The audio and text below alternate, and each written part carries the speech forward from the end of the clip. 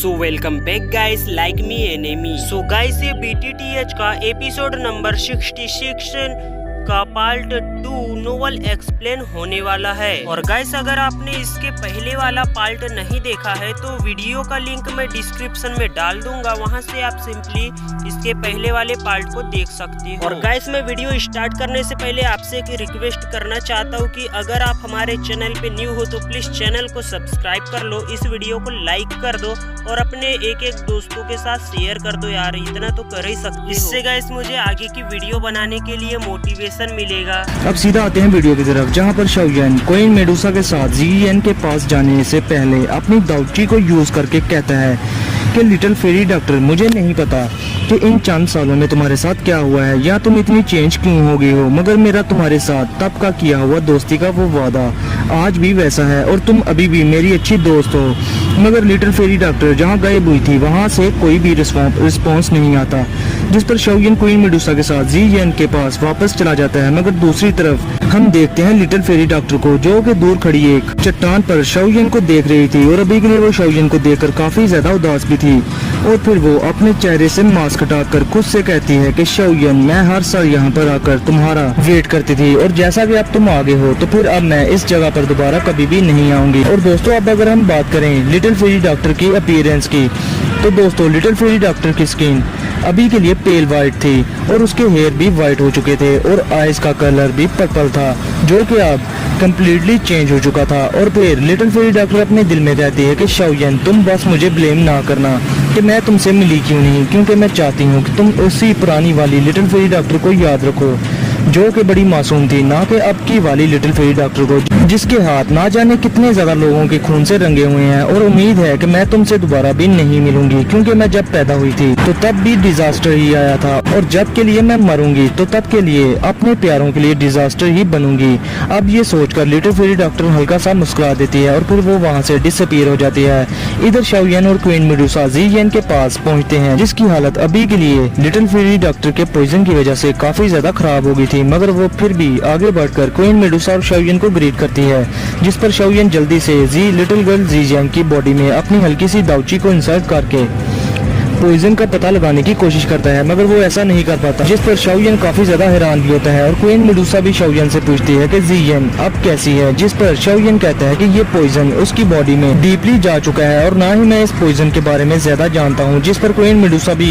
बोल पड़ती है कि मुझे खुद उस पर्सन की बॉडी से निकलने वाले पॉइजन से डर लग रहा था। मगर फिर वो जीएन की तरफ देखकर कहती है कि अब हम क्या करेंगे, जिस पर शाओयन लिटिल फेरी डॉक्टर का दिया हुआ एंटीडोट निकाल लेता है, जो कि वो अब जीएन को देने वाला था। जिस पर क्वीन मेडुसा गुस्से में आ जाती है और वो कहती है कि तुम इस चीज को क्यों जीएन पर यूज करना चाहते हो, जो इस पर्सन ने तुम्हें दिया था, और क्या पता कि ये इस जहर का एंटीडोट है भी कि नहीं, और अगर जीएन को कुछ हो गया तो कौन जिम्मेदार होगा। जिस पर शाओयन क्वीन मेडुसा के इस तरह के रूप को देखकर हैरान था, क्योंकि क्वीन मेडुसा जीएन का कुछ ज्यादा ही ख्याल करने लग गई थी। अब शाओयन कहता है कि मुझे नहीं पता कि इस एंटीडोट का जीएन पर क्या असर होगा, मगर मुझे यकीन है कि इस पर्सन ने मुझसे झूठ नहीं बोला होगा। और तो और फिर तुम बताओ कि क्या तुम्हारे पास इस पॉइजन का कोई और हल है, और तुम अच्छे से जानती हो कि इस तरह के मैटर्स में हमें देरी नहीं करनी चाहिए। जिस पर क्वीन मेडुसा भी खामोश हो जाती है। अब शाओयन को इस पर्सन की दी हुई एंटीडोट पिल उस जेड बोतल से निकालते हुए देखकर क्वीन मेडुसा गुस्से से कहती है कि अगर इससे लिटिल गर्ल जीएन को कुछ भी हुआ तो मैं इस पर्सन को जान से मार दूंगी, चाहे वो जो कोई भी हो। जिस पर शाओयन बेबसी में अपना सर हाँ में हिला देता है और फिर वो जेड की बोतल में से उस मेडिसिनल पिल को निकालकर जीएन के मुंह में रख देता है। अब ये खट्टी मीठी गोली खाकर जीएन की हेल्थ रिकवर होना स्टार्ट हो जाती है और उसका स्किन कलर जो कि पर्पल हो गया था वो अब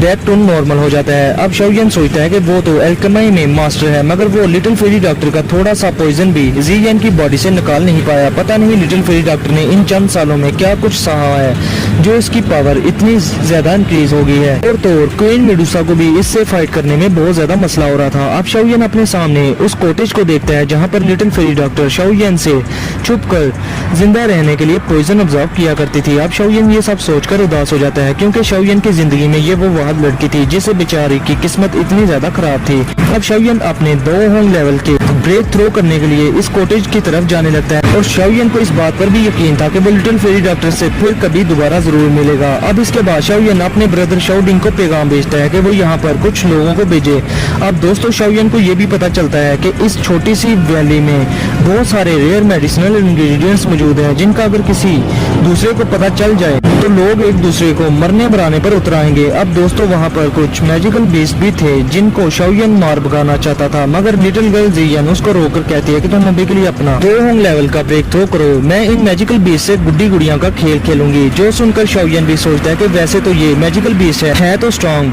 तो चलो ये भी जियन के साथ मुझे प्रोटेक्ट करेंगे। अब दोस्तों शाओयन अपने 2 होंग लेवल का ब्रेक थ्रो करने की बजाय 3 दिन लगातार वहाँ से मेडिसिनल इंग्रेडिएंट्स जमा करता रहता है और फिर वो एक केव बनाकर उसमें एंटर हो जाता है, क्योंकि वो अभी के लिए पहले ओल्ड यिनगू और बाकी तीनों के लिए माइटी होंग पिल बनाना चाहता था, और तो और उसे अब लिन येन, लिन चुआ और लियू किंग और बाकियों के लिए भी तो दाओ स्पिरिट पिल बनानी थी। अब दोस्तों इतनी सारी पिल्स बनाने में टाइम तो लगना ही था, मगर ये काफी ज्यादा रिस्की भी था। अब शाओयन लिटिल गर्ल जियन और क्वीन मेडुसा को समझाता है कि तुम लोग इस वैली से कहीं ना जाना, क्योंकि ये प्लेस ट्रेनिंग के लिए और लिटिल गर्ल जियन के लिए बहुत ही ज्यादा सूटेबल है। मैं तब तक पिल्स रिफाइन कर लूं, जिस पर क्वीन मेडुसा और लिटिल गर्ल जियन मान जाती है, मगर अभी के लिए बेचारी शाओयन को क्या पता था कि ये छोटा पैक और बड़ा पैक क्या नए गुल खिलाने के लिए तैयार बैठे हैं और इनके शैतानी दिमाग में क्या चल रहा है। मगर बात जो भी हो,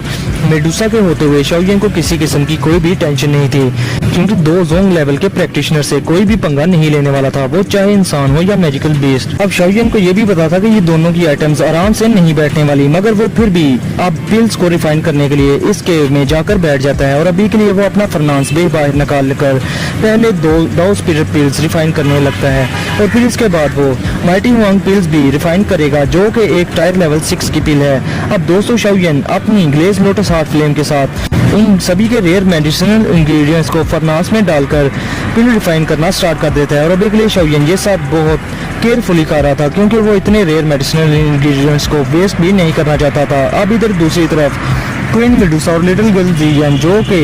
बहुत शरारती थी, वो इस वैली के सभी के मैजिकल बीस्ट को बहुत तंग करती हैं और इनको अपना पेट बना लेती है। मगर अब कुछ दिनों के बाद लिटिल गर्ल जियन क्वीन मेडुसा को यहाँ से कहीं घूमने जाने पर मना ही लेती है और फिर वो दोनों वहाँ से चुपके से खिसक जाते हैं। अब दोस्तों ये दोनों मैजिकल बीस्ट माउंटेन रेंज में एंटर हो जाते हैं और लिटिल गर्ल जियन जिसके पास रेयर मेडिसिनल इंग्रेडिएंट्स को देखने की स्पेशल एबिलिटी थी, वो बहुत सारे रेयर मेडिसिनल इंग्रेडिएंट्स को फाइंड करती है, जिनकी हिफाजत बहुत सारे ताकतवर मैजिकल बीस्ट कर रहे थे। अब क्वीन मेडुसा और लिटिल गर्ल जियन इन सभी के रेयर मेडिसिनल इंग्रेडिएंट्स और ट्रेशर्स को एक एक करके चुराने लगती हैं, और जिसकी वजह से उस छोटी बड़ी आइटम ने पूरे मैजिकल बीस्ट माउंटेन रेंज में खलबली मचाकर रख दी थी। अब दोस्तों लिटिल गर्ल जियन ने जितना भी चोरी का माल चुराया था वो उसको बारी बारी खा जाती है। अब लिटिल गर्ल जियन और क्वीन मेडुसा पूरे हाफ मंथ तक मैजिकल बीस्ट माउंटेन रेंज में लूट मार का बाजार गर्म रखते हैं और इस दौरान बहुत सारे strong magical beast queen Medusa और जियन से फाइट के लिए भी आते हैं, मगर वो बेचारे हमेशा मार खाकर वहाँ से भाग जाते हैं। अब दोस्तों इसके बाद मैजिकल बीस्ट माउंटेन रेंज के सभी के स्ट्रॉन्ग मैजिकल बीस्ट में मिलकर अपनी एक टीम बना लेते हैं, ताकि वो लिटिल गर्ल जियन और क्वीन मेडुसा को पकड़ कर दो सकें, क्योंकि इन दोनों शैतानों ने उन बेचारों को पूरे 1 मंथ से तंग करके रखा हुआ था। तो दोस्तों आप लोगों को क्या लगता है कि क्या वो ऐसा कर पाएंगे कि नहीं? तो दोस्तों इसके साथ ही हमारा आज का ये एपिसोड यहीं पर होता है खत्म। तो दोस्तों वीडियो को लाइक कर दिया करो, और तो और मुझे आप लोगों को एक बात ये बताओ कि क्या मैं बैटल थ्रू द हेवन के ऑफिशियल एपिसोड को एक्सप्लेन ही कर दिया करूं, या आपको इसके साथ नोवेल की स्टोरी भी जाननी है? अगर दोस्तों आप लोग चाहते हो कि नोवेल की स्टोरी को मैं कंटिन्यू रखूं, तो आप लोग मुझे ज़्यादा से ज़्यादा सपोर्ट करो, क्योंकि 80% लोग तो वीडियो देखकर चले जाते हैं और सब्सक्राइब भी नहीं करते, और ऊपर से मेरी पिछली कुछ वीडियोस पर कॉपीराइट भी आ गया है, जिसके बाद दिल ही टूट गया है। इसलिए गाइस मुझे नहीं पता, मुझे कल तक 4000 सब्सक्राइबर पूरे करके दो, ताकि अपने को भी थोड़ी सी मोटिवेशन मिले और मैं आपके लिए और भी ज़्यादा वीडियोस ला सकूं। तो गाइस मिलते हैं फिर नेक्स्ट वीडियो में, तब तक के लिए अपना और अपने प्यारों का बहुत सारा ख्याल रखें।